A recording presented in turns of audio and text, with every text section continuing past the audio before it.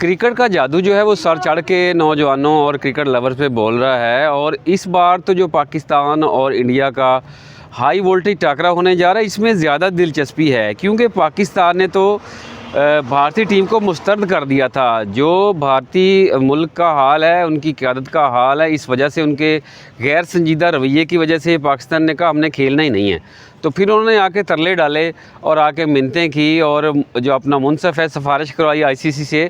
तो अब मैच जो है वो होने जा रहा है, जिसके लिए भरपूर तैयारियां चल रही हैं।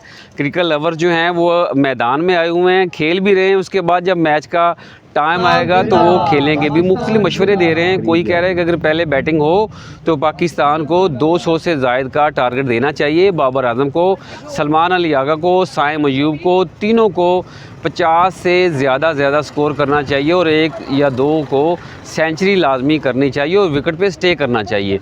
अगर बॉलिंग आती है तो शाहीन शाह अफरीदी को छक्के छुड़ाने चाहिए। पहले 5 ओवर में ही 5 से 6 विकेट्स जो है ले लेनी चाहिए और उस्मान तारिक को ज़्यादा से ज़्यादा ओवर्स देना चाहिए, मौके देना चाहिए, क्योंकि उस्मान तारिक का खौफ जो है वो पूरी इंडिया पे है, पूरी टीम पे है, 11 खिलाड़ियों पे, और इसके साथ साथ उनकी पूरी 1.5-2 अरब की आबादी पे भी उनके सर पे खौफ जो है उस्मान तारिक का है।